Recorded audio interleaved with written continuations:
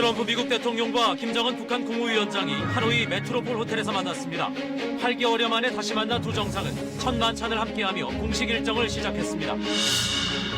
오늘 만찬에는 김영철 노동당 부위원장과 리용호 외무상, 폼페이오 국무장관과 멀베이니 백악관 비서실장 대행 등 양측 핵심 인사 2명씩이 자리를 함께했습니다.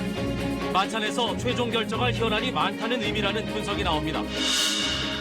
김정은 위원장을 수행한 북한 대표단은 오늘 낮 유명 관광지 할롱베이를 찾은 데 이어 현지 자동차 제조 공장 등을 둘러봤습니다. 트럼프 대통령은 트위터를 통해 북한은 엄청난 잠재력이 있고 비핵화하면 빠르게 번영할 것이라고 말했습니다. 북미 두 정상이 내일 발표할 예정인 이른바 하노이 선언에도 관심이 쏠립니다. 핵시설 폐쇄 등 비핵화를 압박하는 미국과 실질적 수준의 제재 완화를 요구하는 북한의 입장이 어느 선에서 접점을 찾을지 관심입니다. 자유한국당 신임 대표에 황교안 전 총리가 선출됐습니다. 앞으로 2년간 한국당을 이끌게 될 최고위원과 청년 최고위원 등 신임 지도부도 확정됐습니다.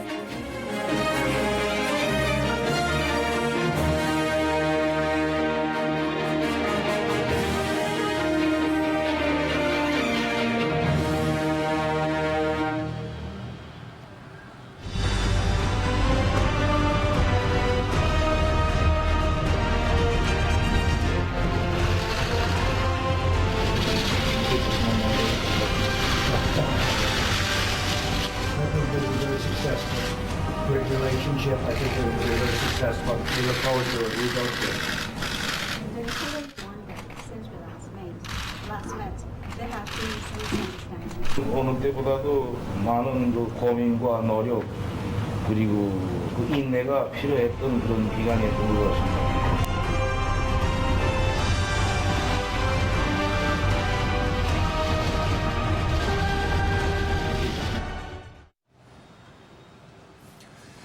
네, 베트남 하노이입니다. 보신 대로 북미 두 나라 정상이 8개월 만에 다시 손을 맞잡았습니다. 다시 악수하고 미소 짓고 서로에게 덕담을 건네는 장면 그 자체로도 큰 진전일 겁니다. 70년 적대 관계를 생각하면 그렇습니다. 그러나 최종 판단은 내일 하노이 선언에 따라서 결정될 수밖에 없습니다. 비핵화와 북미 관계, 한반도 평화에서 얼마나 구체적이고 진전된 내용을 만들어내느냐. 이제 두 정상의 결단만 남아 있습니다. 엊그제 쌀쌀했던 하노이 날씨는 오늘부터 포근해져서 훈풍이 불고 있습니다. 먼저 두 정상이 함께 있는 만찬장을 연결하겠습니다. 서영민 기자, 20분 전쯤 들어갔으니까 지금쯤이면 만찬이 시작될 것 같은데요. 네, 하노이에서의 첫 만남 그리고 사상 첫 저녁 만찬 지금쯤이면 시작됐을 시간입니다. 일정표상으로는 7시, 현지 시간 7시고요. 우리 시간으로는 밤 9시에 만찬이 시작되게 돼 있으니까 지금쯤이면 시작되는 게 맞을 것 같습니다. 전 지금 메트로폴 호텔 앞에 있고요. 이곳에는 전 세계 각국에서 온 취재진들 그리고 관광객, 하노이 시민들이 모여서 이 세 개의 만남을 지켜보고 있습니다. 네, 만찬 참석자 미국은 트럼프 대통령과 폼페이오 국무장관, 멀베이니 비서실장 대행입니다. 북한은 김정은 위원장과 김영철 부위원장, 리용호 외무상이고요. 오늘 만찬, 이름이 붙이기는 소셜 디너, 친교 만찬입니다. 딱딱한 협상이나 담판 자리는 아니라는 의미지만 양국 최고위급 관계자가 모두 모여 있는 만큼 중요한 의제가 오갈 수도 있습니다. 네, 두 번째 정상회담이긴 하지만 만찬은 처음인데 말이죠. 이 만찬장에 누가 먼저 들어가나 또 어느 쪽 문을 이용하나 이런 것도 약간의 신경이 쓰이는 대목일 텐데 어떻게 됐을까요? 네, 만찬장인 메트로폴 호텔에는 정문이 있고 그리고 후문이 있습니다. 제가 지금 있는 곳이 후문이고요. 트럼프 대통령이 먼저 출발했습니다. 6시, 정각 6시에 출발해서 현지 시간으로요. 그리고 15분 뒤에 도착했습니다. 트럼프 대통령이 도착한 바로 그 시각 김정은 국무위원장이 출발했고요. 김정은 위원장은 5분 만에 도착했습니다. 아무래도 숙소가 가까웠기 때문에 이런 동선을 정한 게 아닌가 싶습니다. 오늘 만남 직전에 다른 일정을 소화하고 올 수도 있다 했지만 두 정상 다 별도 일정 없이 숙소에서 곧장 달려왔습니다. 만남 뒤엔 환담을 좀 나누고 약 20분 1대1 단독 회담을 가졌습니다. 짧은 시간이니까 복잡한 의제 얘기를 하진 않았겠지만 자칭 협상의 달인 트럼프 대통령과 김 위원장 사이에 어떤 기싸움이 오갔을지도 관심사입니다. 네, 9시부터 만찬이 시작되면 언제쯤 끝날까요? 네, 끝나기로 예정돼 있는 시간은 1시간 반 뒤입니다. 하지만 언제 끝날지는 아무도 알 수 없습니다. 저녁 식사 자리니만큼 유동성이 있는 거고요. 분위기가 좋다면 회담이 좀 더 길어질 수도 있습니다. 만찬 뒤에 오늘 밤 별도 일정은 아직 알려진 게 없습니다. 양국 정상은 이번 만찬에 이어서 내일까지 5번 정도 만날 수 있습니다. 지금까지 하노이 메트로폴 호텔에서 KBS 뉴스 서영민입니다. 네, 그럼 여기서 만찬에 들어가기 전에 오늘 두 정상이 처음 만나서 나눴던 얘기를 들어보도록 하겠습니다. 동시통역과 함께 대화의 내용 들어보시죠.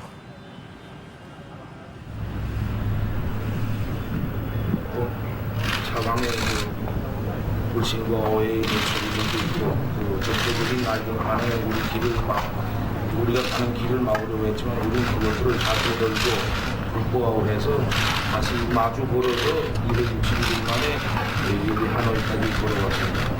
So during that 261 days since we last met, there have been some misunderstandings. There have been highs from the roles to our misunderstanding situation. And there was hostility that still remained from the very past period, that from the outside. But however, we have been able to overcome all those obstacles. And here we are today, after 261 days. 굉장히 생각해보면 좀 어느 때보다도 많은 그 고민과 노력 그리고 그 인내가 필요했던 그런 기간이었던 것 같습니다. I truly believe that those 261 days were the days during which a lot of painstaking efforts were necessary and also a lot of patience were needed. 그래서 우리는 오늘 여기서 이렇게 같이 만났습니다. 이번에 보다 또 모든 사람들이 반기는 그런 훌륭한 결과가 만들어질 거라고 확신하고 또 그렇게 되기 위해서 최선을 다하겠습니다. But here we are today, sitting next to each other, and that gives us a hope that we will be successful this time, and I would really try to make that happen. Thank you very much. That's really nice. Well, I wanted to say it's an honor to be with 네, Chairman Kim. 김정은 It's an 위원장과 honor to be 함께하게 되어 together. 영광입니다. 같이 함께 되어 큰 영광입니다. 그리고 또 베트남에서 저희를 따뜻하게 환대해 주었고 It's great to be with you. 김정은 위원장과 함께하게 되어 정말 기쁩니다. 1차 회담이 매우 성공적이었다고 저는 생각을 합니다. 어떤 사람들은 좀 더 신속한 결과, 더 만족스러운 결과를 원하지만 저는 1차 회담이 성공이었다라고 생각을 하고 2차 회담도 1차만큼 아니면 1차보다 더 성공을 거둘 수 있다라고 생각을 합니다. 가장 큰 진전은 우리가 좋은 관계를 구축했다라는 것입니다. 감사합니다. 김정은 위원장님 다시 만나게 되어서 영광입니다. 그리고 또 오늘 같이 하게 되어서 또 매우 기쁩니다. 우리가 베트남에서 만났습니다. 베트남이 아주 우리를 굉장히 환영을 하고 레드카펫을 깐 것처럼 그렇게 환영하고 있습니다. 우리는 첫 번째 그 정상회담을 굉장히 성공적으로 마쳤습니다. 어떤 사람들은 우리의 어떤 진전이 더 빨리 갔으면 하고 그렇게 원하는 사람도 있지만 내가 보기에는 우리가 상당히 잘하고 있고 또 첫 번째 그 정상회담이 굉장히 성공적이었습니다.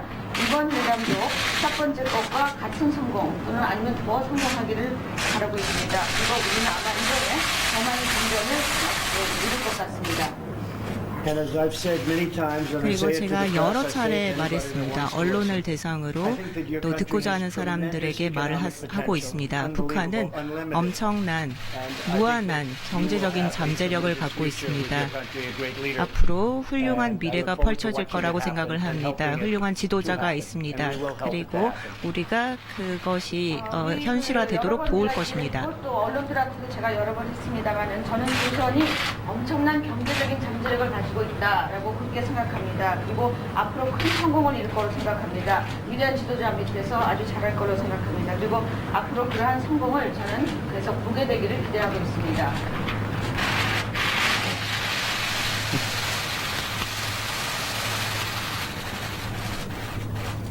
Thank you all very much. We appreciate it. 네, 모두 We're gonna go out 감사합니다. there. 이제 우리는 And then we have some 만찬장으로 big meetings 이동할 scheduled for 예정입니다. tomorrow, and 내일도 we'll see you, I 회담 guess, 일정이 at 이어질 these conferences 예정입니다. sometime during the day. 또 내일 Thank you 중으로 very much. 기자회견을 통해 다시 만날 수 있길 바랍니다. 감사합니다.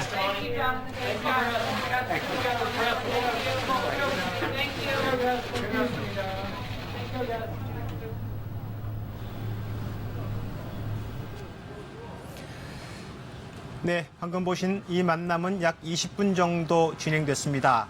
서로의 속마음을 확인하기에 짧지 않은 시간이어서 어떤 얘기가 오갔을지 더 짚어보겠습니다. 하노이 국제미디어센터 연결하겠습니다. 정하영 기자. 네, 방금 본 두 정상의 두 번째 만남, 1차 때 만남보다는 조금 더 친밀해진 분위기인 거죠? 그렇습니다. 8개월여 만에 만난 두 정상, 예의를 갖추면서도 1차 때보다는 조금 더 가까워진 모습을 보였습니다. 오늘 하루 숙소에 칩거했던 김정은 위원장은 다소 긴장된 표정으로 나타났는데 트럼프 대통령이 악수와 함께 김정은 위원장의 어깨를 두드리자 이내 표정이 밝아졌습니다. 이어 트럼프 대통령이 두세 번 더 어깨를 두드리며 이야기를 건네자 연신 환한 미소를 띄었습니다. 이 단독 회담에 앞선 모두 발언에서 김정은 위원장은 모두가 반기는 훌륭한 결과가 만들어질 거다. 어느 때보다도 많은 고민과 노력, 인내가 필요했다고 했고 트럼프 대통령은 그동안 가장 큰 진전은 북미 관계 개선이다. 1차 때보다 더 성공적인 회담을 바란다며 기대감을 나타냈습니다. 또 북한이 많은 경제적 잠재력을 갖고 있다면서 비핵화에 나설 경우 제재 완화 조치가 있을 것임을 시사했습니다. 두 정상이 만나는 모습은 미디어 센터 내의 대형 스크린을 통해서도 실시간으로 중계가 되면서 이곳에 모인 기자들이 일시에 카메라를 잡는 풍경이 연출이 됐었는데요. 이 도중에 화면이 중단되자 아쉬운 탄식이 터져 나오기도 했습니다. 네, 공개된 발언은 그렇지만 공개되지 않은 발언도 있을 것이고 이런 단독 회담을 통해서 두 정상이 어떤 대화를 하고 어떤 의미가 있을까요? 네, 통상적으로 이 정상들의 단독 회담은 시간이 길지는 않지만 흉금을 털어놓을 수 있는 자리로 알려져 있습니다. 이 참모진을 배제한 채 통역만 배석해서 기록이 남지 않기 때문에 상당히 내밀한 대화도 가능합니다. 이 트럼프 대통령과 김정은 위원장은 스타일상 서로 잘 통한다는 공통점이 있고요. 또 안팎으로 적지 않은 비판을 받았다는 공통점도 있습니다. 이 트럼프 대통령으로선 최악의 상황인 국내 정치 문제가 또 김정은 위원장은 대북 제재의 압박이 심화되면서 절박한 상황이거든요. 누가 봐도 납득할 만한 성과가 필요하다는 그런 공감대가 있을 겁니다. 그래서 오늘 단독 회담에서는 이 핵 담판보다는 서로의 이런 공감대를 바탕으로 신뢰를 확인하는 그런 자리로 마련한 것으로 보입니다. 자, 오늘은 일단 서로 의지가 있다는 거 확인을 하고 내일 성과까지 도달하는 길에 그런 첫 문을 연 거다 이렇게 볼 수 있겠습니다. 지금까지 하노이 국제 미디어 센터에서 KBS 뉴스 정하연입니다. 네, 북미 두 나라 정상이 지금 이렇게 단독 회담을 했고 또 지금쯤 만찬을 하고 있지만 오늘 두 정상의 움직임은 상반된 모습이었습니다. 김정은 위원장은 오늘 숙소 밖으로 한 발짝도 나오지 않고 회담 준비에 몰두하는 모습이었습니다. 박원기 기자의 보도입니다. 1978년 북한의 지원을 받아 설립된 베트남 북한 우정유치원. 김정은 위원장이 직접 방문할 수 있다는 소식에 원생은 물론 선생님들까지 참여해 환영 공연을 준비하고 있습니다. đã có một chương trình văn nghệ do cô và cháu ở trường mẫu giáo Việt Triều biểu diễn ở trên sân khấu. 하지만 김정은 위원장은 어제 잠시 북한 대사관에 들렀을 뿐 오늘은 트럼프 대통령을 만나기 전까지 두문불출했습니다. 수행원들이 베트남 산업시설과 관광 명소를 둘러볼 때도 김 위원장은 호텔에 계속 머물렀습니다. 지난해 6월 싱가포르에서 열린 1차 회담 당시 회담 전날 김 위원장이 직접 시내 명소를 관람했던 것과는 대조적입니다.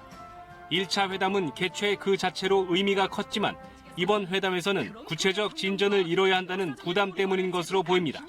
내부 보고를 받는 등 회담 준비에 총력을 기울이며 협상의 성공을 이끌기 위한 묘수 마련에 골몰했을 거란 분석입니다. 어제는 이제 여독을 푸는 측면이 있다면 오늘 아침부터 또 저녁 때 트럼프 대통령과의 정상회담 만찬을 대비해서 사전에 충분한 어떤 지금 학습을 하고 있는. 이에 따라 김정은 위원장의 베트남 현지 시찰 일정 등은 오늘 만찬과 내일 회담 등이 끝난 뒤 본격적으로 진행될 것으로 보입니다. KBS 뉴스 박원기입니다. 네, 반면에 트럼프 대통령은 김정은 위원장을 만나기에 앞서서 베트남 국가 주석과 또 회동하면서 좀 더 공개적인 메시지를 던졌습니다. 김정은 위원장은 내 친구다. 베트남이 북한의 좋은 본보기라고 거듭 언급하면서 김 위원장의 결단을 촉구하는 분위기였습니다. 이 소식은 홍서구 기자가 전해드립니다. 어젯밤 늦게 베트남 하노이에 도착한 트럼프 미국 대통령. 공식 일정에 앞서 평소 즐겨하는 트위터를 통해 메시지를 던졌습니다. 베트남은 지구상에서 흔치 않게 번영하고 있다며 만약 북한이 비핵화를 한다면 매우 빨리 똑같이 될 것이라고 적었습니다. 잠재력이 굉장하다라는 부분에선 강조의 의미로 알파벳 대문자를 썼고 김정은 위원장에게는 처음으로 내 친구라는 표현을 사용하며 친밀감을 나타냈습니다.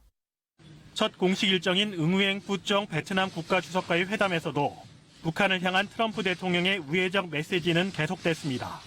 Seeing everything that's been happening and been built, even since you've made tremendous progress. If you look at what you've done in a short time, he can do it in a very, very rapid time. 미국과 적대국에서 동반자 관계로 탈바꿈해 경제적 번영을 이룬 베트남을 거론하며 김 위원장의 구체적인 비핵화 결단을 이끌어내기 위한 언사로 풀이됩니다. 트럼프 대통령은 또 김 위원장을 만나기 직전에도 트윗 메시지를 통해 비핵화와 북한 경제 발전을 위해 자신과 김 위원장이 노력할 것이다. 한국과 일본, 중국, 러시아가 도움을 줄 수 있을 것이라고 말했습니다. KBS 뉴스 홍석우입니다. 네, 앞서 보신 대로 김정은 위원장이 회담 준비에 집중하고 있는 사이에 북한 수행단은 오늘 두 곳을 둘러봤습니다. 먼저 유명 관광지인 베트남 하롱베이인데요. 북한이 원산 갈마지구를 국제 관광 도시로 만들겠다는 포부를 밝힌 바 있어서 북한의 관광 산업에 대한 의지를 엿볼 수 있는 대목으로 보입니다. 보도에 이정훈 기자입니다. 북측 수행단의 첫 방문지는 베트남의 유명 관광지 할롱베이였습니다. 리수용과 오수용 당 부위원장은 베트남 인사들과 함께 유람선을 타고 할롱베이를 둘러봤습니다. 할롱베이는 1964년 김일성 주석이 방문했던 곳. 리 부위원장은 베트남 측 인사로부터 김 주석의 당시 모습을 담은 사진을 선물로 받았습니다. 김일성 주석 동지는 우리 하롱만에 방문할 수 있는 관심 영상입니다. 2,000개에 달하는 크고 작은 섬들로 이뤄진 할롱베이는 1994년 유네스코 세계 자연유산으로 지정돼 관광객들의 발길이 끊이지 않는 곳입니다. 지난해 말 베트남을 방문한 리용호 북한 외무상도 이곳을 찾아 관광산업 활성화 방안을 모색한 것으로 알려졌습니다. 이번에도 북측 수행단은 관광도시로서 할롱베이의 발전상에 큰 관심을 보였습니다. 북한이 원산 갈마지구를 관광도시로 개발하는데 사활을 걸고 있기 때문인데 리수용이 베트남 인사에게 한 말에도 이런 뜻이 담겨 있습니다. 여기하고 비슷한 도시, 해안도시로서 원산 갈마지구는 백사장인 명사십리가 절경을 자랑하는 북한의 대표적인 관광 명소입니다. 북한은 이곳을 해안 관광도시로 개발하겠다는 계획을 밝혀왔습니다. 김정은 동지께서 원산 갈마 해안 관광지구 건설장을 또다시 현지지도 하시었습니다. 북한은 북미 정상회담 이후 대북 제재가 완화되면 원산 갈마지구를 통해 대규모 투자 유치를 기대하는 것으로 분석됩니다. KBS 뉴스 이정훈입니다. 북한 대표단이 한 군데 더 둘러본 곳은 베트남 현지 기업들이 집중돼 있는 하이퐁이라는 산업단지입니다. 자동차, 스마트폰 생산 공장을 둘러보면서 베트남 산업의 현재 상황을 면밀히 관찰한 것으로 전해지고 있습니다. 송구만 특파원이 보도합니다. 중요한 정상회담을 코앞에 두고 김정은 위원장의 곁을 떠난 주요 참모진들이 큰 관심을 보인 곳은 경제 현장이었습니다. 오수용 경제 담당 부위원장과 리수용 외교 담당 부위원장은 물론 김 위원장의 측근인 현송월 삼지연 관현악단장까지 주요 수행원 9명이 나선 겁니다. 오전에 방문한 하롱베이에서 차로 1시간 거리인 하이퐁. 80여 개 외국인 직접 투자 기업과 현지 기업들이 있는 산업단지입니다. 베트남식 개혁 개방 정책인 도이머의 성과를 한눈에 확인할 수 있는 곳으로 꼽힙니다. Các quý vị đại biểu, đặc biệt là đoàn lãnh đạo khu vực kinh tế tư nhân đã có những bước phát triển mạnh mẽ, góp phần lợi, cởi mở chính là nền tảng quan trọng để Vingroup vươn lên. 김 위원장의 수행단이 2시간가량 세심히 둘러본 곳은 베트남 최대 민간 기업인 빈그룹 산하의 자동차 공장 빈페스트. 이곳은 자체 기술로 자동차를 조립하는 베트남 유일의 완성차 생산 공장입니다. 지금은 시험 생산을 하고 있고 올해 8월부터 본격적인 양산에 들어가는데 북한 실무진들이 이곳 공장을 둘러봤습니다. 스마트폰 공장과 농장 견학도 이어갔습니다.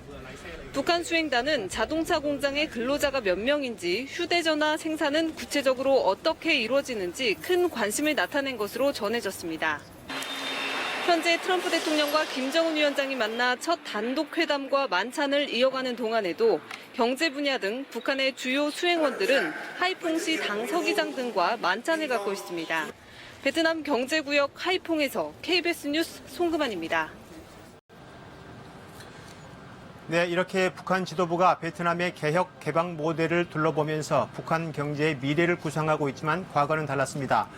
과거 북한은 베트남을 여러 차례 지원한 적이 있어서 어찌 보면 북한이 교사였다가 이젠 학생 신분으로 바뀐 셈입니다.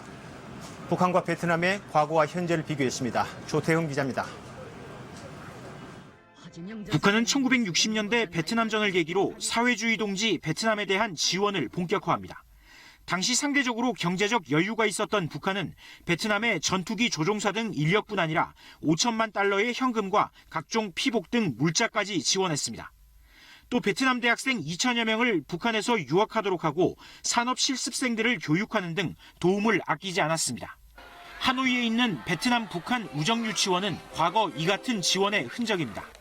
두 나라의 운명은 1986년 베트남이 도이머이로 불리는 개혁개방 정책을 실시하면서 엇갈리기 시작했습니다. 당시 1인당 GDP 84달러로 북한의 10분의 1 수준이었던 베트남은 외국 자본을 받아들이고 경제개혁에 나서면서 30여 년 만에 30배 이상 성장했습니다. 이제 베트남의 1인당 GDP는 북한의 2배를 넘습니다. 북한 고위 관료들이 시찰한 하롱베이와 하이퐁의 공장 등은 사회주의 국가 개혁 개방의 성공적 모델로 이제는 북한이 배우는 입장이 된 겁니다. 북한도 그러한 절차와 과정을 밟는다면 베트남과 같이 평화와 번영을 이룰 수 있다. 이런 뜻에서 의미가 있는. 하지만 같은 사회주의 국가라도 북한과 베트남의 체제 성격이 다르고 북한을 둘러싼 국제정치 역학이 베트남의 도이머이 당시보다 복잡한 만큼 베트남식 개혁개방 모델의 북한 도입을 낙관하기는 어렵다는 지적도 있습니다. KBS 뉴스 조태영입니다.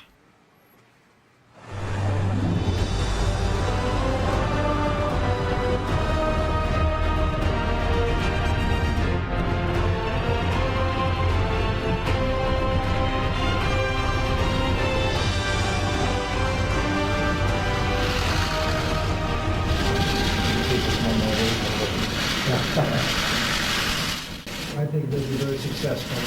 Great relationship. I think they're going to be very successful. We look forward to it. We both do.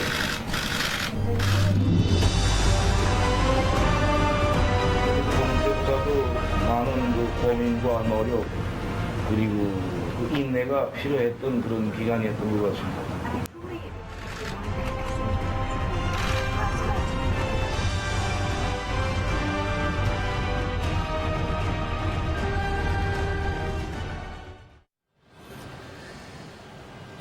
네, 지금 두 나라 정상이 메트로폴 하노이 호텔에서 만찬을 하고 있습니다. 지금 이 시각 만찬을 한 장면이 들어왔다는 소식이 있는데요. 화면 보여주실까요? 네,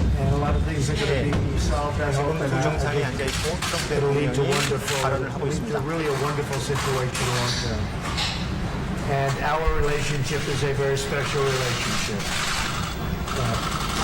아마 트럼프 대통령이 모두 발언으로 보이는데요.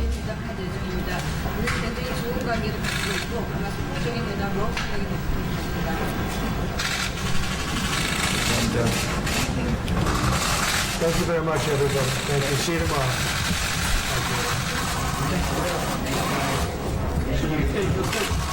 Thank you, sir. Send me some of them, and I'll send them to the pretty quick dinner.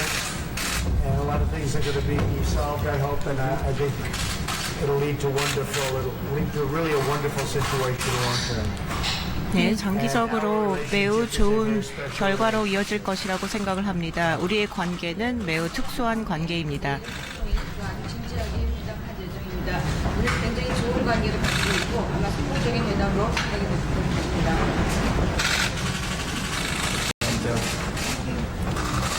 Thank you very much, everybody. Thank you. See you tomorrow.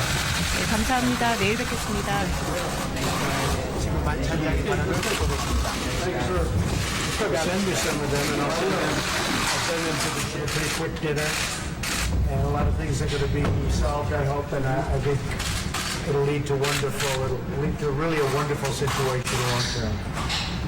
And our relationship is a very special 훌륭한 relationship. 결과로 이어질 것이라고 생각을 합니다. 우리는 매우 특별한 관계를 가지고 있습니다. 진지하게 회담할 예정입니다. 우리 굉장히 좋은 관계를 가지고 있고 아마 성공적인 회담으로 하게 될 것입니다.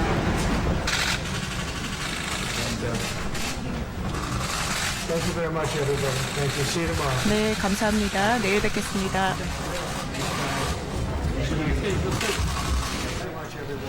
See you tomorrow.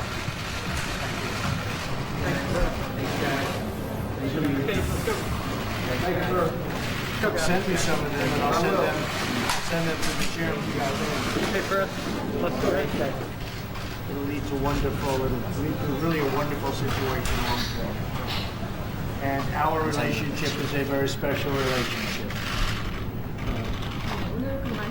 Thank you very much, everybody. Thank you. See you tomorrow.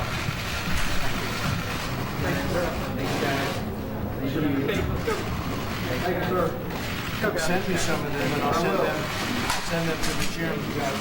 Hey, Chris, let's go. It'll lead to really a wonderful situation long term.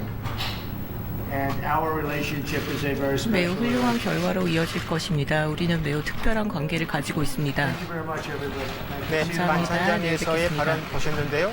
제 옆에 이효영 기자가 나와 있습니다. 이 기자, 지금 만찬장에서 트럼프 대통령이 거듭해서 회담의 기대 잘 될 것이다라고 발언을 거듭해서 하고 있습니다. 약간 의례적 발언으로도 보일 수 있는데 이런 발언들을 이렇게 거듭하는 이유는 뭘까요? 아무래도 이번 회담이 갖는 중요성 그리고 이 비중을 트럼프 대통령도 상당히 의식하고 있는 것으로 보이고요.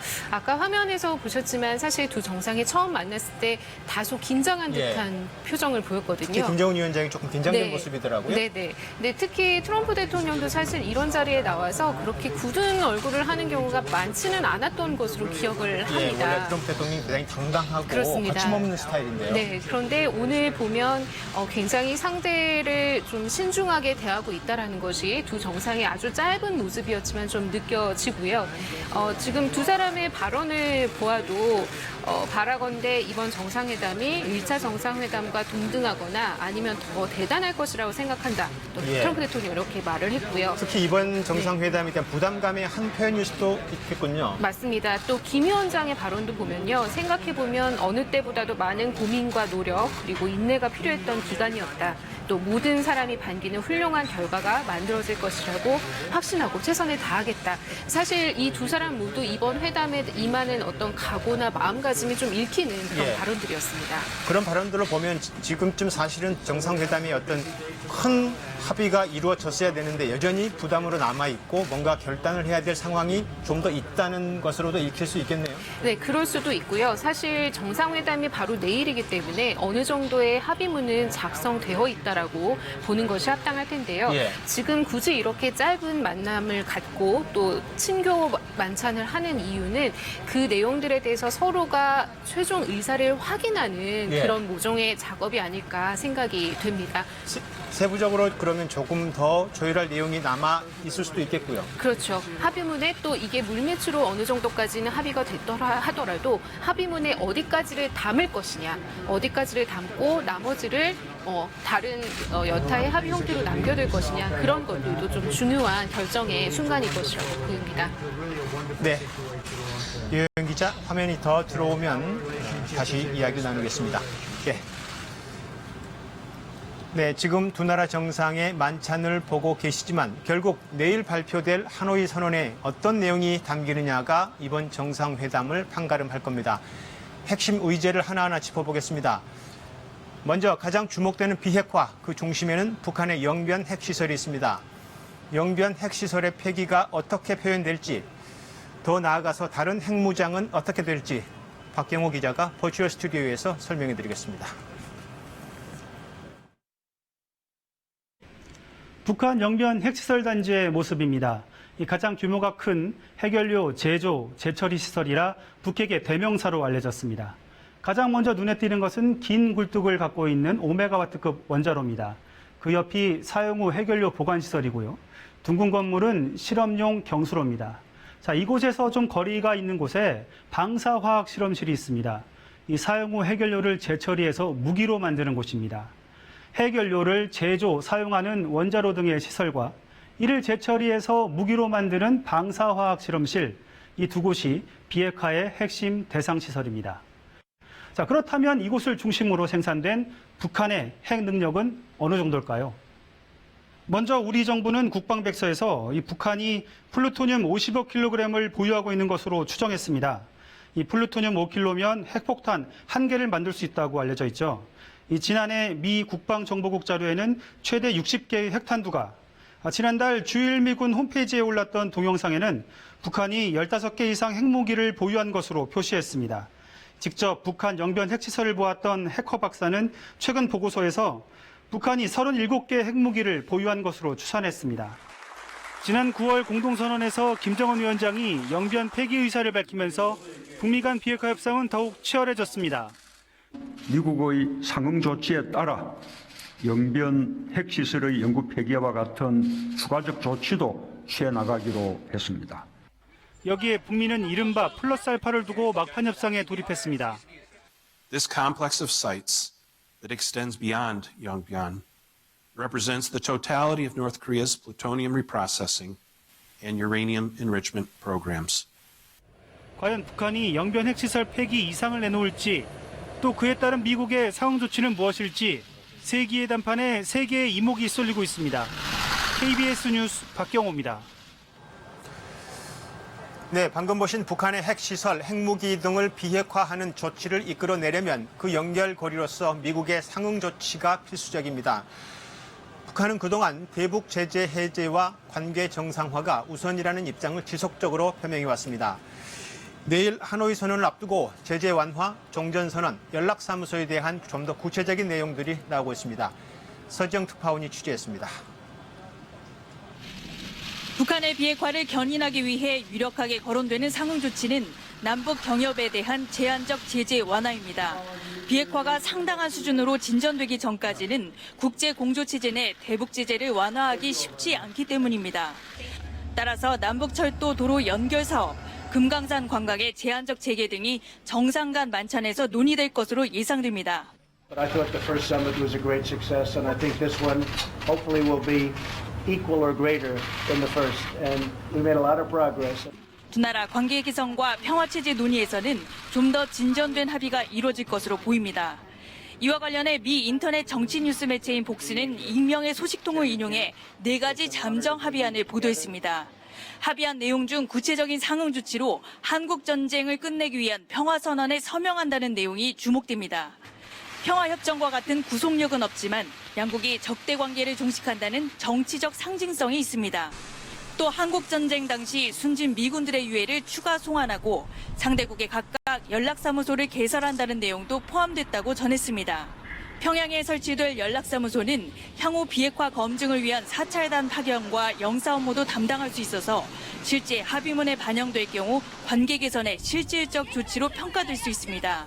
또한 식량 제공 등 인도적 지원 확대나 미국 기업의 투자 답사 허용 등도 상응 조치로 거론됩니다. 영변 핵폐기와 대북 제재 완화, 두 핵심 쟁점은 정상 간 담판으로 넘어갔습니다. 오늘 만찬에 이어 내일 회담에서 양측의 요구를 얼마나 충족시킬지가 이번 회담의 성패를 판가름할 것으로 보입니다. 하노이 백악관 프레스센터에서 KBS 뉴스 서지영입니다. 네, 이곳 하노이에서 두 정상의 움직임은 시시각각 관심인데요. 김정은 위원장과 트럼프 대통령의 숙소는 약 7km가량 떨어져 있는데 두 정상이 오늘 각각 숙소에서 전용 차량을 이용해서 만찬장으로 향했습니다. 철저한 통제 속에서 취재진과 하노이 시민들의 이목이 이 차량 행렬로 쏠렸습니다. 정윤욱 기자입니다. 회담 예정 시각 30분 전 트럼프 대통령의 숙소 메리어트 호텔에서 검은 차량들이 이동을 시작합니다. 일명 비스트로 불리는 트럼프 대통령의 전용 차량이 경호 차량에 둘러싸인 채 회담장으로 출발했습니다. 차량으로 30여 분이 걸리는 거리지만 주변의 교통을 통제하면서 15분 만에 회담장에 도착했습니다. 트럼프 대통령이 도착한 시각, 김정은 국무위원장도 숙소 멜리아 호텔을 출발합니다. 베트남 현지 경찰들과 경호 차량들의 호의 속에 5분이 채 안 돼 회담장에 도착했습니다. 검은 천막까지 동원한 철저한 통제로 두 정상이 차량에서 내리는 장면은 포착되지 않았지만 이동 경로마다 두 정상의 차량을 확인하려는 취재진과 시민들이 몰렸습니다. 한편 회담 시각이 가까워지면서 하노이는 도시 전체가 전시를 방불케 하는 비상 상황에 돌입했습니다. 구시가지에 위치한 메트로폴 호텔 정문에는 오전부터 장갑차가 배치됐고 호텔 인근 도로에는 블록마다 베트남 군인 수십여 명이 도로 통제를 위해 대기했습니다. 베트남 현지 언론은 보건당국이 화재 등 재난에 대비해 하노이 시대 병원 4곳을 24시간 의료시설로 지정하고 500여 명의 의료진을 대기시켰다고 보도했습니다. KBS 뉴스 정은욱입니다. 네, 1시간 전쯤 밤 8시 30분 북미 두 정상이 통역만 배석한 채 단독 회담으로 이곳 하노이 담판에 서머하기 시작됐습니다. 이 세기의 담판에 임하는 두 정상의 첫 발언은 성공적 회담이 될 것으로 믿는다, 또 훌륭한 결과를 확신한다였는데요. 이 기대감을 최영원 기자가 좀 더 자세히 짚어보겠습니다. 8개월 만에 다시 마주한 북미 두 정상. 1차 회담 때와 마찬가지로 성조기와 인공기 장식을 배경으로 악수를 나눴습니다. 처음엔 다소 긴장되고 굳은 표정도 보였지만 이내 미소를 띠고 서로에게 가벼운 인사말도 건넸습니다. 트럼프 대통령의 일성은 성공적인 회담에 방점을 찍었습니다. I think it was very successful. Great relationship. I think it will be very successful. We look forward to it. We both do. 김정은 위원장은 2차 정상회담이 성사되기까지 노력과 인내가 필요했다는 말로 발언을 시작했습니다. 좀 어느 때보다도 많은 그 고민과 노력 그리고 그 인내가 필요했던 그런 기간이었던 것 같습니다. 김 위원장도 모든 사람이 반기는 훌륭한 결과를 만들겠다는 말로 회담에 대한 기대감을 높였습니다. 이번에 보다 모든 사람들이 반기는 그런 훌륭한 결과가 만들어질 거라고 확신하고 또 그렇게 되기 위해서 최선을 다하겠습니다.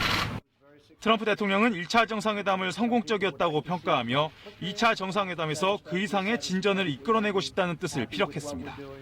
I thought the first summit was a great success, and I think this one hopefully will be equal or greater than the first. And we made a lot of progress, and I think the biggest progress was our relationship. 그러면서 북한의 경제적 잠재력을 언급하며 밝은 미래가 펼쳐질 수 있게 돕겠다는 말도 덧붙였습니다. I think that your country has tremendous economic potential, unbelievable, unlimited, and I look forward to watching it happen and helping it to happen, and we will help it to happen. 양 정상은 그러나 이번 담판의 최대 화두인 비핵화에 대해선 모두 발언에선 구체적인 언급을 하지 않았습니다. KBS 뉴스 최영원입니다. 네, 전 세계 취재진도 몰리고 세계의 이목이 이곳 베트남 하노이로 쏠리고 있습니다. 미국과 중국을 동시에 연결해서 이번 정상회담에 대한 기대와 우려, 반응을 알아보겠습니다. 워싱턴, 베이징 연결합니다. 네, 먼저 워싱턴 이재원 특파원, 북미 정상의 두 번째 만남입니다. 미국 정부나 미국 이번 2차 정상회담에서 어떤 기대를 구체적으로 하고 있나요? 네, 핵심은 비핵화입니다. 비핵화와 관련해서 북한으로부터 어떤 가시적이고 구체적인 조치를 이끌어낼 수 있는지를 미국은 관건으로 보고 있습니다. 이 때문에 미국은 2차 북미 정상회담을 앞두고 압박과 설득 작업을 동시에 펼쳐왔습니다. 트럼프 대통령으로서도 미국 언론과 민주당을 설득할 수 있는 구체적인 성과가 필요한 상황입니다. 미국 정부는 기대를 하고 있습니다. 싱가포르 정상회담과 이후 협상 과정에서 나온 김정은 위원장의 비핵화 약속, 북한 경제 발전에 대한 의지를 믿고 지켜보겠다는 입장입니다. 네, 베이징 강민수 특파원. 방금 미국 반응을 봤는데 중국에서는 이번 정상회담에 대해서 어떤 얘기들이 나오는지 중국 입장이 나온 게 있습니까? 네, 중국의 공식 입장은 없습니다만 중국은 이번 협상 전망에 대해서 기대감을 밝히면서도 매우 신중한 기조를 보이고 있습니다. 주로 관영 매체의 논조를 통해서 이런 분위기가 느껴지고 있는데요. 관영 차이나 데일리는 동북아 연구센터 소장의 말을 인용해서 북한이 당장 완전한 비핵화 요구에 응하기는 매우 어렵다면서도 북한은 핵 능력을 협상의 가장 강력한 카드로 생각하기 때문이다라고 분석을 했습니다. 홍콩 매체도 핵 폐기보다는 동결 수준에서 합의에 이를 것이라는 전망을 내놨는데요. 사우스 차이나 모닝포스트는 북한이 이번에 핵 동결에 합의할 수 있으며 이는 기존 핵무기에는 영향을 주지 않기 때문에 적어도 당분간은 핵 보유국으로 남을 수 있기 때문이라는 링난데 교수의 발언을 인용해 보도하기도 했습니다. 또 북한이 대륙간 탄도미사일 폐기에 합의할 수 있고 트럼프 대통령은 이를 중대한 성과로 내세울 수 있을 것이라는 전망도 내놨습니다. 네, 워싱턴 이재원 특파원, 미국 정부는 기대감이 높다고 앞서 설명을 했는데 그렇지만 미국의 정치권이나 또 전문가 상당수는 회의론이 여전한데 이게 미국 정부로서는 상당한 부담이 될 수밖에 없지 않겠습니까? 네, 의회, 전문가, 언론들의 상당수는 여전히 회의적입니다. 트럼프 대통령의 행위를 무조건 싫어하는 반 트럼프 성향 때문이기도 하고 북한과의 오랜 협상 경험 탓이기도 합니다. 톱다운 방식으로 진행되는 정상회담에 대한 우려도 있고 트럼프 대통령이 북한에 많은 걸 양보하는 거 아니냐는 걱정도 있습니다. 야당 우위의 미국 의회는 정상회담 결과를 면밀하게 살펴볼 겁니다. 그래서 트럼프 대통령의 입지가 그리 넓지 않을 수도 있습니다. 그래도 참고할 만한 건 문정인 대통령 통일외교안보 특보가 오늘 워싱턴에서 간담회를 했는데 미국의 여러 인사들을 만나보니 대북 회의론, 냉소론이 이전보다는 줄어든 것 같다고 말한 점입니다. 네, 베이징 강민수 특파원, 지금 앞서 중국 정부가 낙관도 비관도 하지 않는 신중한 입장으로 보여지는데 이런 입장을 보이는 중국의 고민, 속내는 뭘까요? 네, 사실 중국 정부는 공식적으로 또 일관되게 북미 간에 이루어지고 있는 지금 대화를 지지하고 있습니다. 중국도 1차적으로 한반도의 비핵화를 원하기 때문인데요. 다만 북미 간의 비핵화 협상 그리고 맞물려서 돌아가는 평화체제 논의 과정에서 중국의 이익이 침해당할 경우를 경계하고 있습니다. 실제로 루캉 중국 외교부 대변인이 오늘 정례 브리핑에서 중국은 한반도에서 조속히 전쟁 상황이 종식되는 것을 지지한다며 이를 위해서 자신들이 마땅히 할 역할을 발휘하기를 희망한다라고 말을 했는데요. 중국 외교부의 일관된 이 발언에는 중국의 이익을 보장받겠다.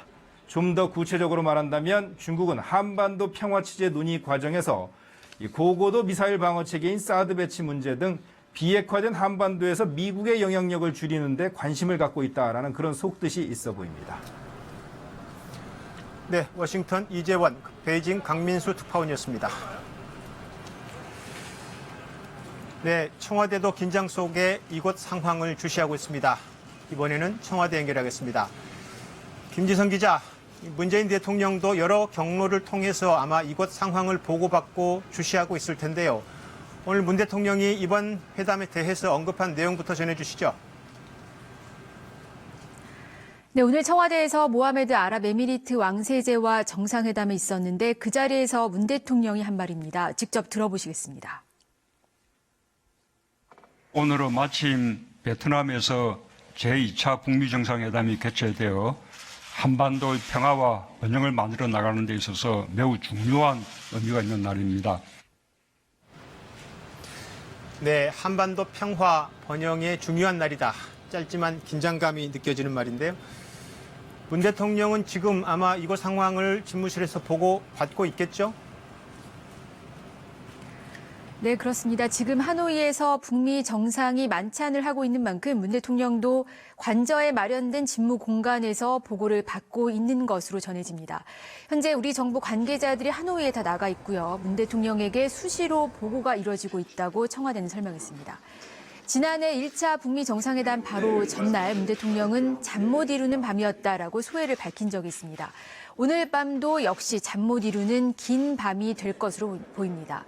이번 회담 성과를 좌우할 의제 협상이 내일 열립니다. 문 대통령은 밤 늦게까지 현지 상황을 챙기면서 막판 물밑 중재에 힘을 쏟을 것으로 예상됩니다.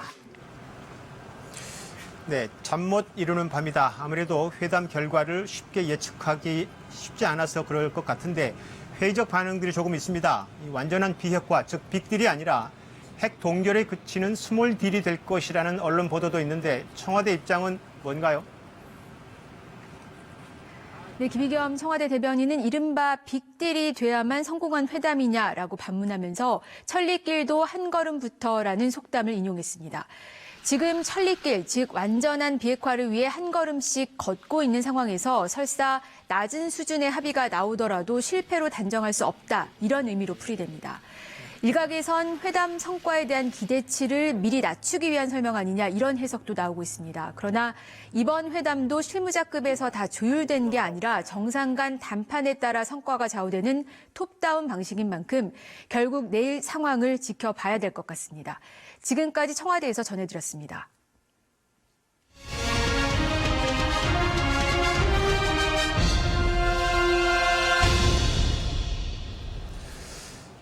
네, 이번에는 오늘 두 정상의 만남을 둘러싼 주변 인물과 또 관심을 끌었던 장면들을 하나씩 보면서 설명을 해드리겠습니다.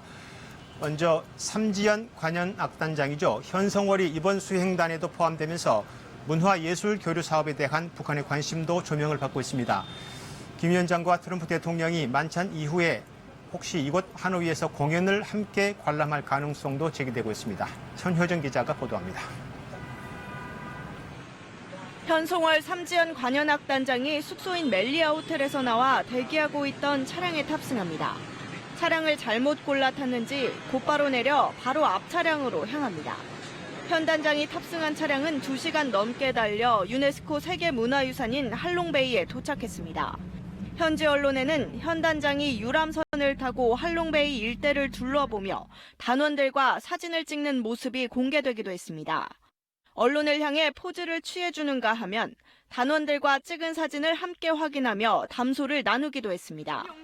지난 23일 김정은 위원장과 수행단이 평양역을 출발할 때부터 전용 열차가 중국 난닝역에서 잠시 휴식을 취할 때에도 현 단장의 모습이 포착됐습니다. 지난해 1차 북미 정상회담에 이어 이번에도 현 단장이 수행단에 포함됨에 따라 북미 간 문화예술교류 사업에 관한 논의가 이루어질 가능성도 점쳐집니다. 2008년 미국 뉴욕 필하모닉 오케스트라가 방북해 공연을 펼쳤던 것처럼 공연을 통해 양국 교류를 활성화하는 방안이 논의될 수 있다는 겁니다. 또 오늘 김정은 위원장과 트럼프 대통령이 만찬 이후 공연을 함께 관람할 가능성까지 제기되면서 현 단장이 직접 공연을 선보일 수도 있다는 관측까지 나오지만 성사 여부는 미지수입니다. KBS 뉴스 천효정입니다. 네, 이번에는 만찬 장면을 좀 더 자세히 들여다보겠습니다.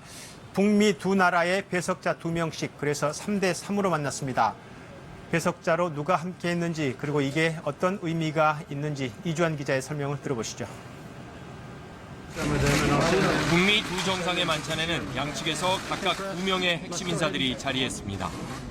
북한 측에선 김영철 노동당 부위원장 겸 통일전선부장과 이용호 외무상이, 미국에선 폼페이오 국무장관과 믹 멀베인이 백악관 비서실장 대행이 배석했습니다.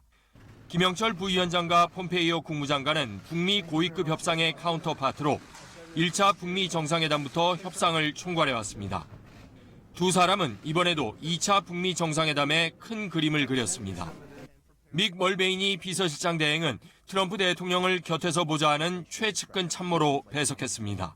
북측 상대 인사로 일각에선 김정은 위원장의 동생인 김여정 제1부부장의 참석 가능성도 거론됐지만 상대와의 격을 고려해 빠졌다는 관측이 나옵니다. 대신 외교를 책임지고 있는 이용호 외무상이 참석한 건 두 정상이 만찬에서 최종 결정해야 할 현안이 많다는 점을 시사하고 있다고 전문가들은 분석하고 있습니다. 나름대로 상대 측의 요구와 강조점이 뭔지를 받고, 그러면은 만찬이 끝난 이후에 실무 대표들은 아마 상당하게 긴장감을 가지고 마지막 문안 조율에 집중을 할 걸로 보입니다. 특히 첫 공식 일정으로 만찬이 성사된 건 북미 모두 이번 회담의 성공을 바라고 있다는 점을 보여주는 것이란 해석도 나옵니다. 이번 정상회담의 풍향계 역할을 할 만찬이 본 협상의 성과를 이끌어내는 마중물이 될 수 있을지 전 세계가 주목하고 있습니다. KBS 뉴스 이주환입니다. 네, 그리고 김정은 위원장이 베트남으로 오는 도중에 열차에서 내려서 담배를 피우는 다소 이례적 모습이 포착됐었죠. 알고 보니 김 위원장이 열차에서 내릴 수밖에 없었던 이유가 있었습니다. 김기범 기자가 보도합니다. 짙은 어둠 속에 열차에서 내려 담배를 피우고 있는 김정은 위원장. 동생 김여정 제1부부장의 이른바 잿더리 수행 모습까지 포착돼 화제를 모았습니다. 김 위원장은 난닝역에서 정차한 약 30분 동안 열차에서 내려 담배를 피웠습니다. 왜 이렇게 열차가 긴 시간 정차를 했을까? 이유는 기관차 교체 때문이었습니다. 2008년 합의한 중국 베트남 간 열차 노선 규정에 따르면 중국 본토와 난닝역 구간까지는 국내선을, 난닝부터 동당역까지는 국제열차를 운행해야 합니다. 난닝역에서 국제열차에 걸맞는 기관차로 바꾸는 과정에서 정차 시간이 길어진 겁니다. 실제 핑샹역에서는 초록색 기관차가 김 위원장 특별열차를 이끌었지만 동당역에서는 바뀐 노란색 기관차가 이끌었습니다. 중국과 그 베트남 정부가 그 난닝에서 동당까지 가는 기차는 반드시 DF4D형으로만 갈 수 있다고, DF4D나 DF4B로만 갈 수 있다고 미리 사전에 약정을 한 거기 때문에 그 김정은 열차는 그건 갈 수가 없습니다. 김 위원장이 하노이까지 가지 않고 동당역에서 내린 이유도 비슷합니다. 동당역에서 하노이역까지는 베트남 국내선에 맞게 기관차를 또다시 교체해야 하고 운전자도 베트남 기관사로 바꿔야 하기 때문입니다. 이런 이유로 김 위원장은 동당역에서 또다시 정차 시간을 기다리기보다는 차로 이동하는 방안을 택한 것으로 풀이됩니다. KBS 뉴스 김기범입니다. 네, 북한 매체들도 이곳 상황을 신속하게 보도했습니다. 북한 매체는 특히 김정은 위원장의 소식을 전하면서 한 장의 사진을 공개했습니다. 김 위원장이 4명의 사람들과 한 테이블에 앉아서 회의를 하는 듯한 모습이었습니다. 북한 매체가 김 위원장이 실무협상의 보고를 받았다 이런 말을 했었는데 이들이 누구이고 또 김 위원장이 이들과 무엇을 논의했을지 분석해봤습니다. 염기석 기자입니다. 오늘 아침 노동신문에 실린 한 장의 사진. 김정은 위원장이 4명의 사람들과 원탁에 둘러앉아 무언가를 논의합니다. 노동신문은 이 사진을 소개하며 김 위원장이 2차 북미 정상회담 실무대표단으로부터 보고를 받았다고 전했습니다. 제2차 조미순회 회담의 성공적 보장을 위하여 조미 두 나라가 현재 파견한 실무대표단 사이의 접촉 정령을 구체적으로 청취하시었습니다. 김 위원장과 함께한 이들은 리용호 외무상과 최선희 부상, 김혁철 국무위원회 대미 특별대표, 김성애 통일전선부 통일책략실장 등 4명입니다. 이 중 김혁철 대표와 김성애 실장은 이번 2차 북미 정상회담을 앞두고 미국 측과 의제 협상을 진행해온 주요 인물들입니다. 협상 과정을 직접 담당했던 이들인 만큼 구체적 협상 내용과 또 향후 협상 전략에 대해 다양한 조언을 들었을 것으로 보입니다. 최근 실무라인에서 보이지 않던 리용호 외무상과 최선희 부상이 함께한 것은 대미 협상에서 이들의 위상이 여전하다는 점을 뒷받침하고 있습니다. 다만 2차례나 미국을 찾아 트럼프 대통령에게 친서를 전달하고 폼페이오 미 국무장관과 협상을 해온 김영철 부위원장은 함께하지 않았습니다. 공식 의전 서열보다 협상 실무를 이끄는 외교관들에게 힘을 실어주는 동시에 성과를 도출하기 위한 강한 의지를 반영한 것으로 풀이됩니다. KBS 뉴스 염석입니다.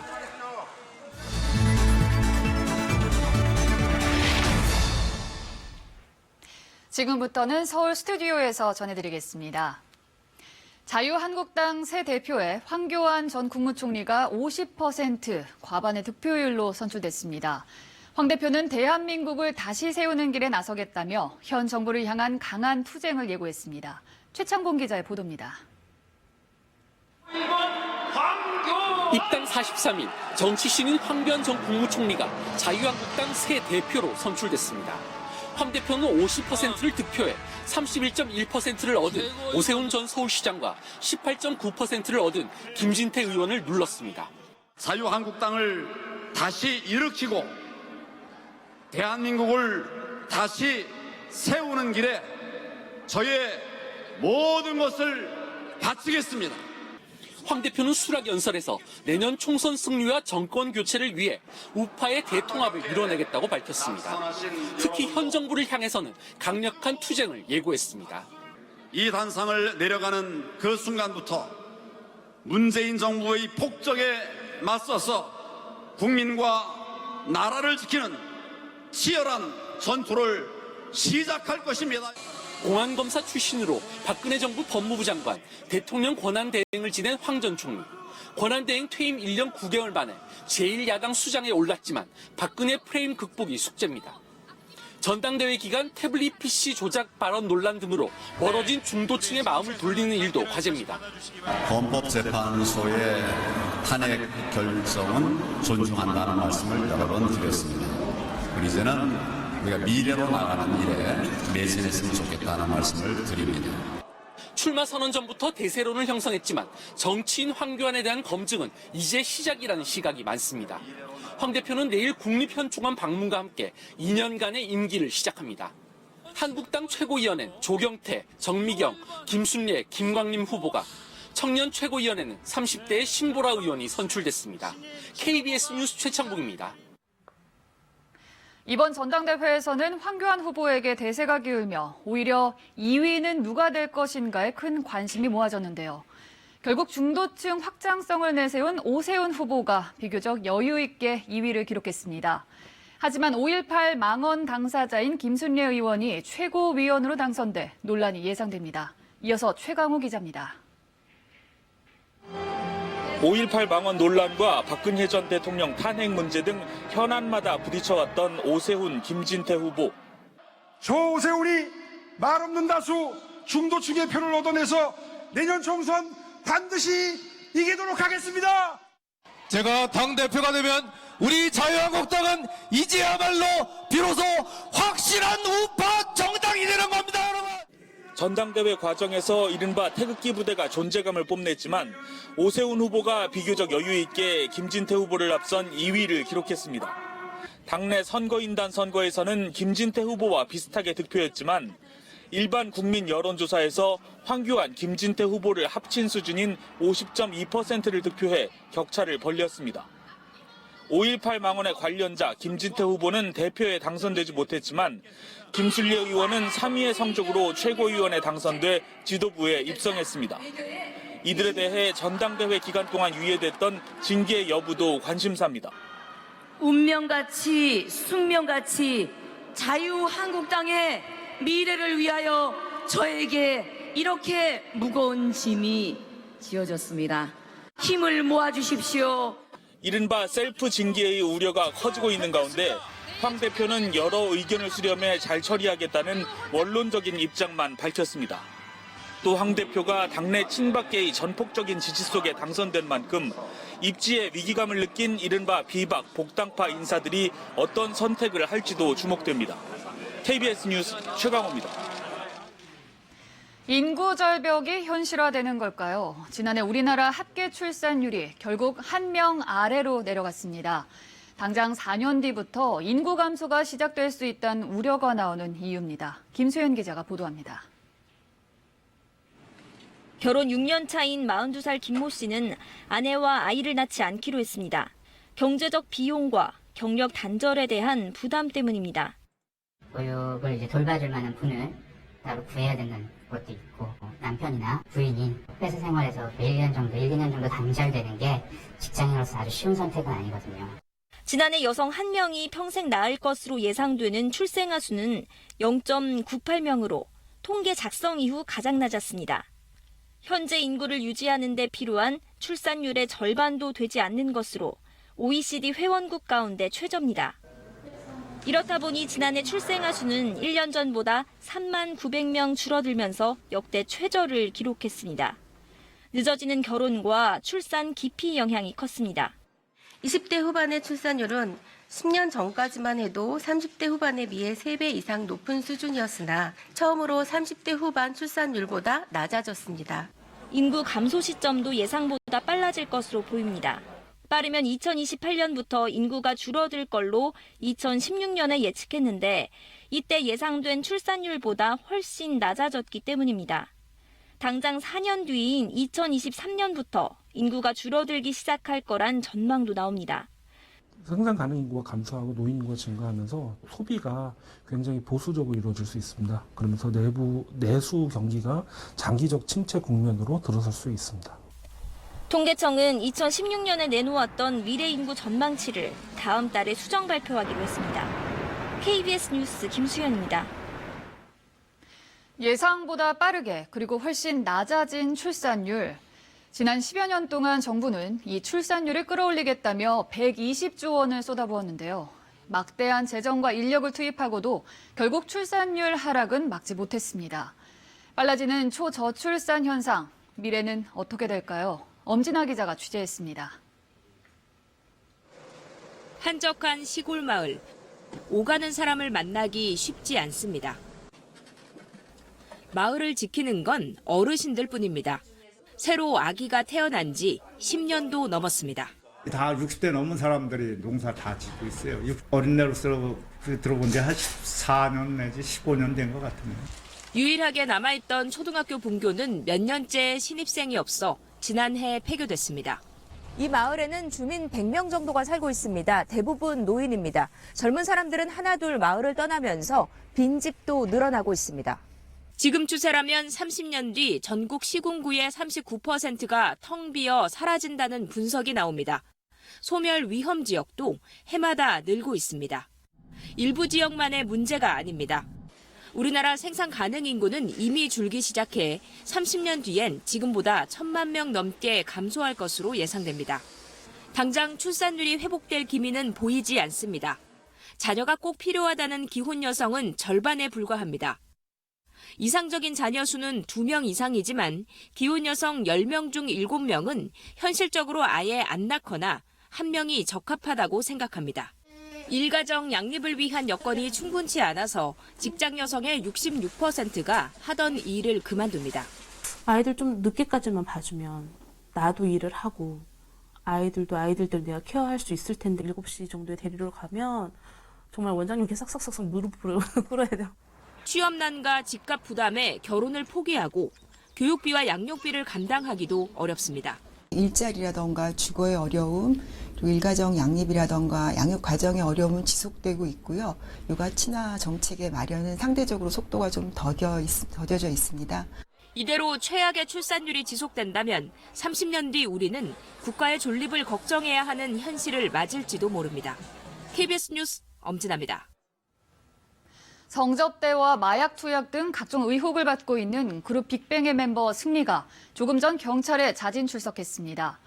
승리는 클럽 버닝썬 수사 과정에서 제기된 성접대 의혹은 조작됐다면서 수사를 촉구했고 마약 검사도 받겠다고 밝혔습니다. 최유경 기자의 보도입니다.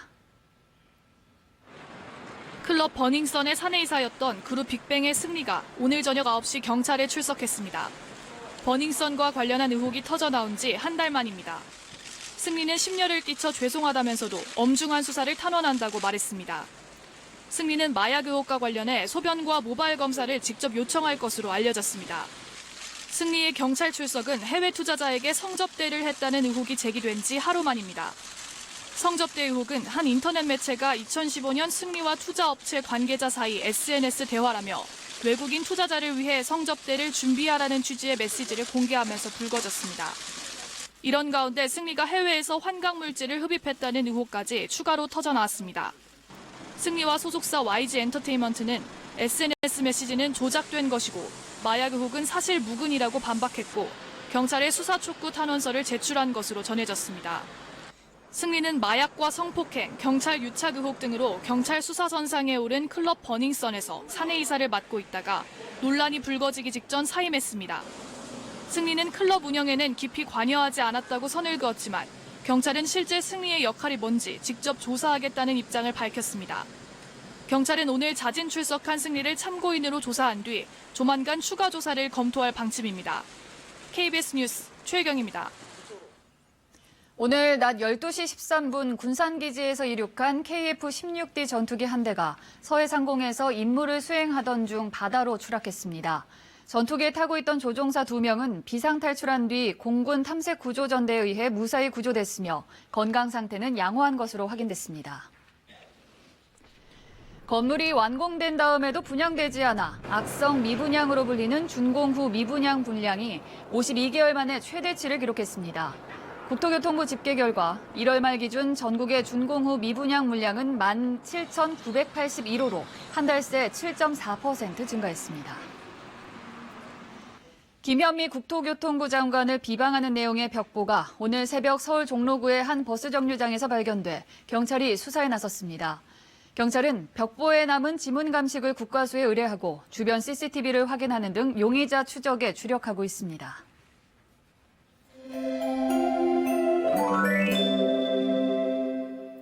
이젠 아침 기온도 영상권입니다. 오늘 서울의 낮 기온은 14도까지 올랐는데요. 내일은 기온이 조금 낮아지겠지만 주말까지 대체로 포근한 날씨가 계속되겠습니다. 미세먼지에는 계속 신경을 쓰셔야 합니다. 국내 미세먼지가 축적된 데다 내일 오후부터는 국외 발생 미세먼지도 유입되면서 전국 대부분 지방에서 미세먼지 농도 나쁨 단계가 예상됩니다. 북미 정상회담으로 세계에 이목이 쏠리고 있는 베트남 하노이는 내일도 가끔 비가 오겠습니다. 이 무렵 하노이는 사흘에 한 번꼴로 비가 내리는데요. 기온은 우리나라의 6월 수준과 비슷합니다. 남부지방을 지나던 비구름은 밤사이 물러나고 내일은 전국에 가끔 구름이 끼겠습니다. 중부지방은 한낮에 서울 12도, 대전은 13도까지 오릅니다. 남부지방도 낮 동안 15도 가까이 오르면서 대체로 포근하겠습니다. 물결은 제주와 남해상에서 최고 2.5에서 3m까지 다소 높게 일겠습니다. 토요일 제주도를 시작으로 일요일에는 충청과 남부지방에 비가 내릴 전망입니다. 기상정보였습니다. 네, 다시 베트남 하노이입니다. 북미 두 나라 정상이 지금 만찬을 하고 있습니다. 만찬장으로 다시 한번 연결하겠습니다. 서영민 기자, 두 정상의 만찬이 시작된 지 9시니까 거의 1시간째 돼가고 있습니다. 아직도 계속 되고 있는 건가요?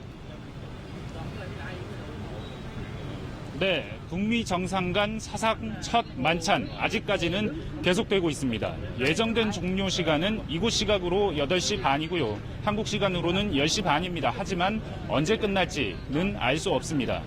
이게 식사 자리이기 때문에 상당히 유동적인 데다가 분위기가 좋다면 회담이 좀 더 지속될 수 있기 때문입니다. 이곳 메트로폴 호텔 앞에선 취재하는 기자들 그리고 관광객과 하노이 시민들이 이 세계의 만남을 지켜보고 있습니다.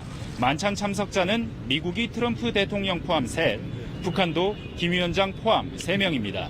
오늘 만찬, 이름을 붙이기는 소셜디너, 친교 만찬입니다. 딱딱한 협상이나 담판 자리는 아니라는 의미지만 양국 최고위 인사들이 모두 모여 있는 만큼 중요한 의제에 대한 논의가 오갈 수도 있습니다. 네, 친교 만찬이라고 했지만 입장할 때 두 정상의 표정을 보면 약간 좀 표정이 굳어 있었습니다. 아무래도 이번 회담에 대한 부담이 좀 표현된 것 같습니다. 네, 저는 지금 메트로폴 호텔 앞에 있습니다만 이 뒤쪽으로 이 메트로폴 호텔 안에서 일어나는 회담장 소식도 실시간으로 들려오고 있습니다. 두 정상 거의 예정된 시간에 만났고요. 이 악수는 한 9초 정도 나눴다고 합니다. 이 악수 장면을 보면요, 이 두 정상 다 싱가포르 때와는 달리 상당히 경직돼 있었습니다. 이 짧은 대화를 나눈 뒤에야 미소를 주고 받았고요. 김 위원장은 모든 사람이 반기는 훌륭한 결과가 만들어질 것이라고 확신한다. 그렇게 되기 위해서 최선을 다하겠다라고 말했고요. 트럼프 대통령은 바라건대 이번 정상회담이 1차 정상회담과 동등하거나 아니면 더 대단할 것이라고 생각한다고 밝혔습니다. 회담에 앞서 회담장 입장은 트럼프 대통령이 먼저 정문으로 했고요. 김 위원장은 5분 뒤에 후문으로 들어섰습니다. 트럼프 대통령이 회담장에 들어선 시각에 김 위원장이 출발을 했는데요. 이 숙소 위치가 김 위원장이 가깝기 때문에 이런 순서가 된 것 같습니다. 두 정상의 만남 아직까지는 계속되고 있고요. 내일까지 모두 5차례 안팎 만날 겁니다. 첫날 만남 끝날 때까지 이곳에서 계속 지켜보겠습니다. 지금까지 하노이 메트로폴 호텔에서 KBS 뉴스 서영민입니다. 네, 특집 9시 뉴스 마쳐야 될 시간입니다. 보통 외교가에서 실패한 정상회담은 없다라는 말이 있다고 합니다. 실무적으로 모든 걸 성사시켜 놓고 정상들이 만나서 사인하고 마무리 짓는 게 보통의 외교 관리라는 거죠. 그러나 이번 북미 정상회담은 일정을 미리 잡아놓고 실무 협상을 병행하는 조금 다른 방식으로 진행됐다고 합니다.